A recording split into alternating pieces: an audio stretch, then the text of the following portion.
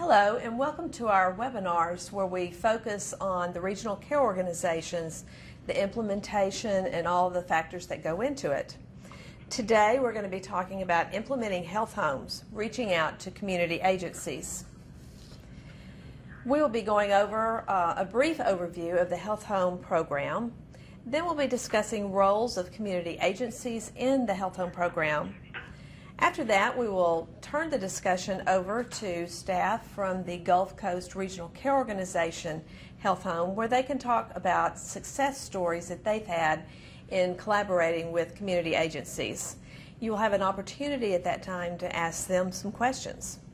Following that, we'll talk about next steps and information on our next webinar. So let's first talk about the health home, and for any of you who have not joined our webinars, we'll give you a brief overview. The health home program is a Medicaid state plan option to integrate and coordinate primary, acute, behavioral health, and long-term services across the lifespan for beneficiaries with chronic conditions. Our health homes started with only 21 counties back in 2012. But expanded statewide last month. So now they are covering the entire state, all 67 counties. They were previously known as patient care networks and are now called health homes. The patient care network program was modified to focus on health home eligible recipients in Patient First back in 2012. Primary medical providers receive expanded case management fees for patients with chronic conditions of $8.50 per member per month of those recipients that qualify for the health home program. Excluded in this is the federal qualified health centers and regional health care centers, which continue to receive their wraparound payments. Medicaid's health home program is changing.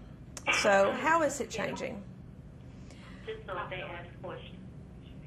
Alabama Medicaid's health home program is an interim step toward implementation of full risk regional care organizations. So why is this a step through the regional care organizations? Well, it's an opportunity for them to go ahead and develop their network of providers. They are having to demonstrate to us right now that they have an adequate network of providers for when they go online next year. It provides resources to the probationary RCOs as they begin their implementation. It accelerates probationary RCOs' ability to take capitation, and it ensures probationary RCOs' ability to manage patients. Probationary regional care organizations are working toward becoming full risk certified regional care organizations in October of 2016. So what is the RCO program? The RCOs are locally led managed care organizations that will provide services for Medicaid enrollees at an established cost when the program is implemented in October 2016. That is when the certified regional care organizations will assume the risk of managing the full cost of covered Medicaid services and care coordination for most of their Medicaid recipients. So how does the health home and the RCO programs fit in together? Well, the health home was expanded, as we mentioned, April 1st of this year, and it is managed by 6 of our 11 probationary regional care organizations.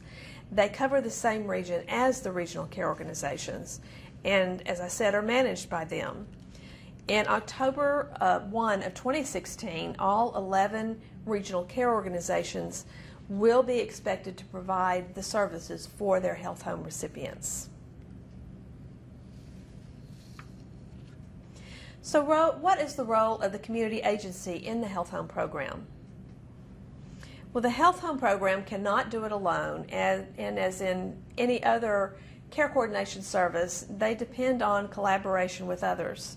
On this slide, you can see that we need the community agencies to help us provide those services. So the health homes collaborate with them to provide recipient education on agencies and services available in their area, as well as education in preparing for their transitional care into the community. For instance, you may have a patient that's in the hospital that is receiving transitional care services with a health home, but they may need health home services, or they may need biomonitoring through the public health department. And so health homes will be referring to the community agencies. The health homes are not here to replace what community agencies provide. They're there to enhance the services or help link them to the services that are available in the community agencies. So when they see a patient who may need or qualifies for children's rehab services, they would be making that referral to children's rehab services, who would then take over the case management for that child in receiving those services. So they work in collaboration with each other. The health homes, as I mentioned, would be giving referrals to the community agencies, but the community agencies can also make referrals to the health home program. What would one of your recipients need to qualify for this program? A recipient in the health home must have 2 chronic conditions or 1 chronic condition and at risk for another. And on this slide you can see what those chronic conditions are that would qualify them for this program. That would include asthma, diabetes, cancer, COPD, HIV, mental health conditions, cardiovascular disease, substance use disorders, transplants, sickle cell, heart disease, obesity with a BMI over 25, and our new diagnosis beginning April 1st is hepatitis C. Referrals are a critical element of proper care coordination of these complex patients, whether the health home is referring to your agency or your agency is referring to us. Health home programs have traditionally collaborated with multiple community agencies, including, but certainly not limited to, the following: community mental health centers, where we have care coordinators actually embedded in some of those community mental health centers, working in conjunction with them. Department of Public Health, Children's Rehabilitation Services, Community Food Bank, Family Resource Centers. This is just a small list of those agencies that our health home programs have collaborated with. So what is the referral process? It's really quite simple. If you have a recipient who needs help, you can call directly to that health home program. It's best, as you know, to have as much information as you can when you're making those referrals. Of course, the important thing is the patient's name, address, contact information, but it's also very helpful to have the date of birth, the Medicaid number, and the reason for the referral. In addition to that, also the diagnosis. If you just have the elementary information and you feel like they could receive services, the health home, of course, would be happy to contact the recipient and get the needed information they have. But this would be very helpful to have when you make the call. We are now going to turn the program over to the Regional Care Organization in Mobile, who is overseeing the health home there. So it's the Gulf Coast Regional Care Organization. And with us today are Leah Washington and Cindy Gay to share success stories. And we also have Sylvia Brown on the line that is available for answering any questions. So now I will open the floor to Leah and Cindy to present some of their success stories. Hello, this is Sylvia.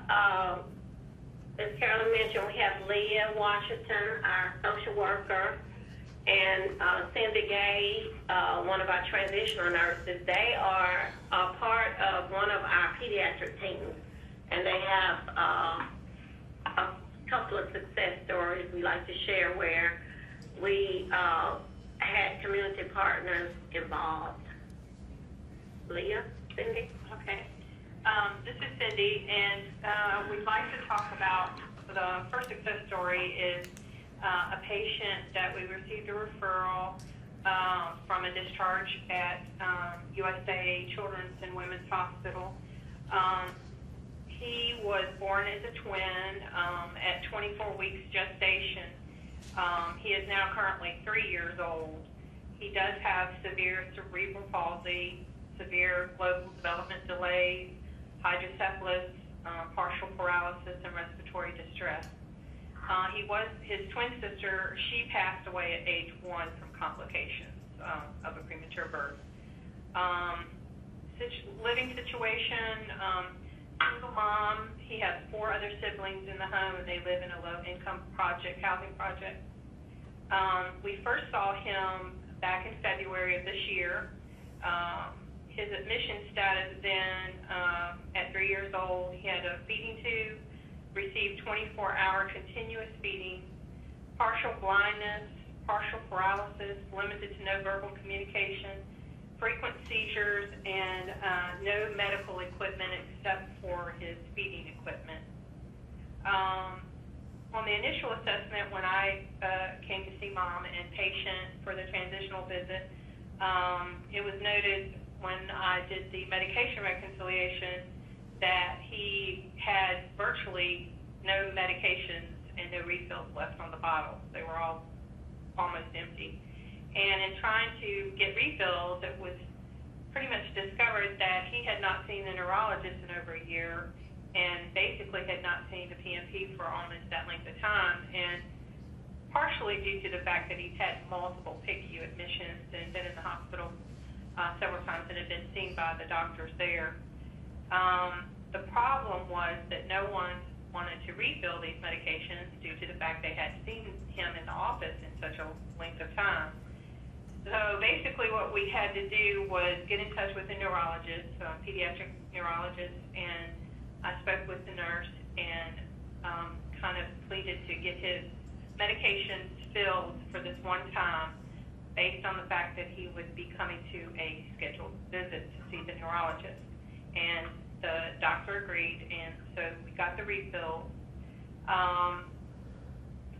Then basically we, the case coordinator, Leah, and myself, we kind of assessed his situation with the equipment and his needs there and made sure that he got his follow-up visits. Go ahead. And this is Leah. I'll pick up from here. I'm the care coordinator, and I'm a social worker. So upon that initial assessment, what we noted was that the child had already turned 3 years old, and somehow during that transition period had transferred from early intervention services to no services. And I don't know if he just fell through the cracks with that, but we noted that he was not currently affiliated with CRS. So I contacted CRS immediately, and they were completely awesome, scheduling the visit to the home literally within days. And I had 3 professionals from CRS at his house literally within the next maybe 3 days. They did a complete assessment in the home to find out what the child needed, to go ahead and get him back into the clinic as far as to assess his needs for physical therapy, occupational therapy, speech therapy.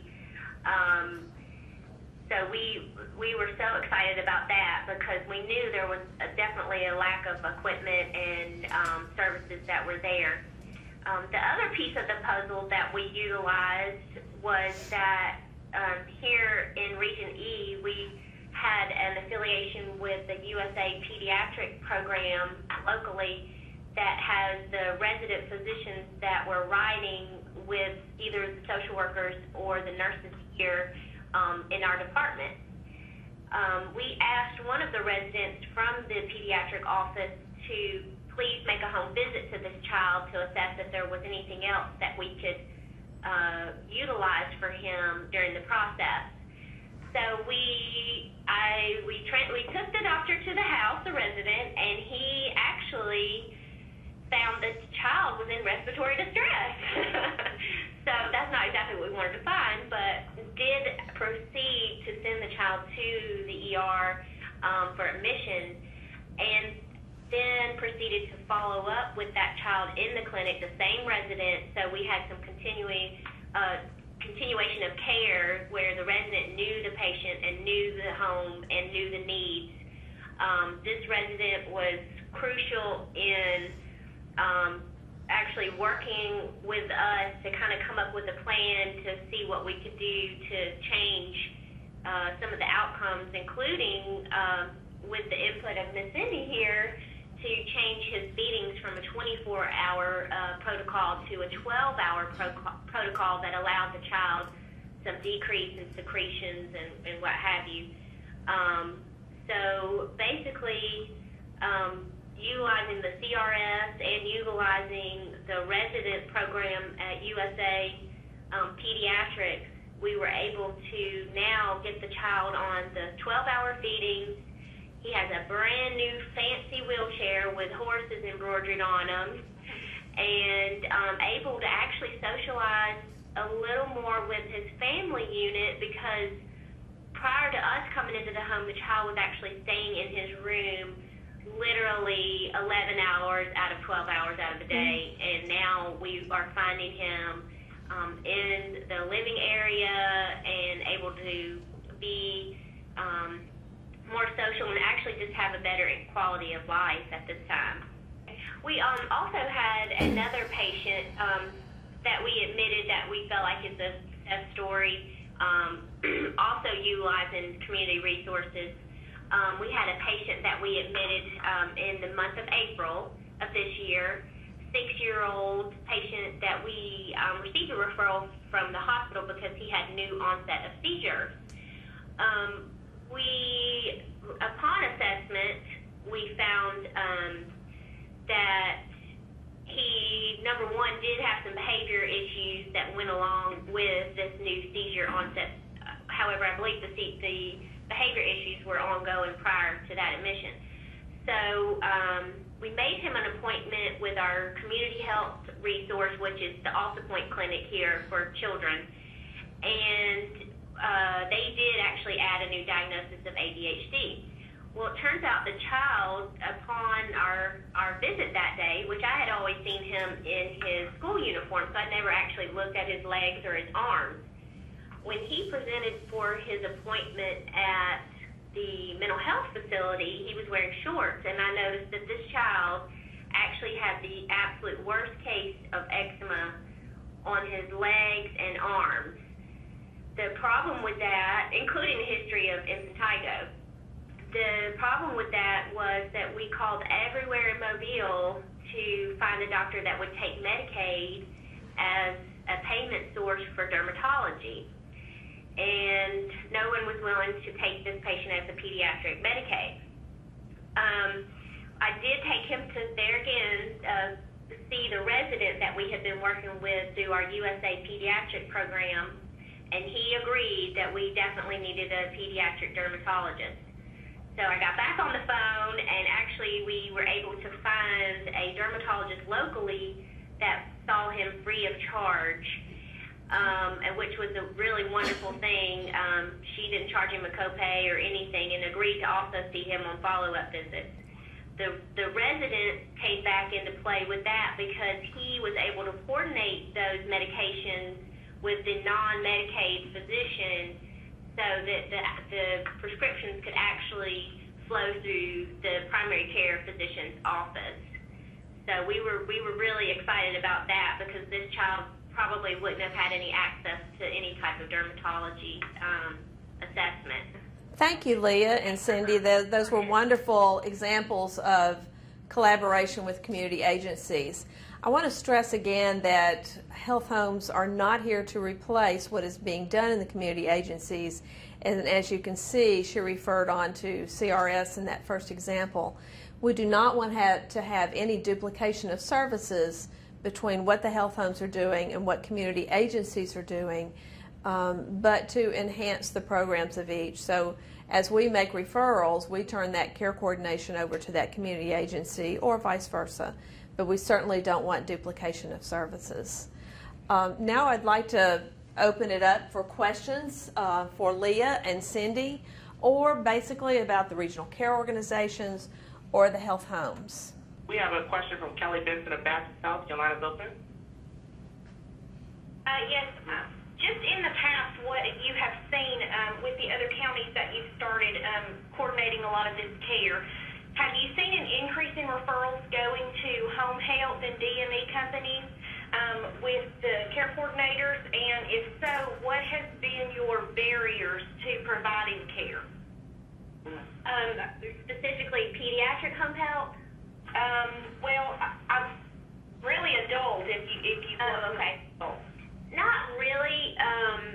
I can tell you the barrier here in Mobile, for example, in our region, is that we only have one pediatric home health agency that provides care. And actually, I had suggested to the resident that we figure out some way, or the physician, to actually increase that service. But unfortunately, we have found that as a barrier, because it would be nice to have an extra pair of eyes to come and visit this particular child. But yes, we did find that as a barrier as far as home health. As far as adults, as far as being on Medicaid home health, we have not really had an increase in that per se. I would say that we probably would be utilizing Medicaid waiver services probably more often than home health services. Okay, thank you. And thank you, Leah and Cindy, for some wonderful examples on how you made a difference in the lives of these recipients in the Gulf Coast area. If you're wanting to contact the health homes in your area, we have the contact information on this slide. You will notice that we have 2 health homes in Region A. Some of our recipients are assigned to one of these health homes and one to the other, so we have both of those included. But all of these contacts are for the executive directors in your area if you want more information about that particular health home or if you want to make a referral. The Medicaid agency wants to support you in any way that we can. One of the best ways to reach out to us is through our website. If you go to the main website, on the bottom left-hand corner, you will see something that looks like a little house that says Regional Care Organizations. If you want more information on RCOs or health homes, just click on that little box. If you have any questions that you would like to ask about the health homes or the Regional Care Organizations, you can submit your questions through our RCO portals, RCO portal at medicaid.alabama.gov. If you submit your questions that way, we will certainly provide the answers to you. Our next webinar is June the 17th, and we will be discussing health information exchange and quality initiatives at Medicaid.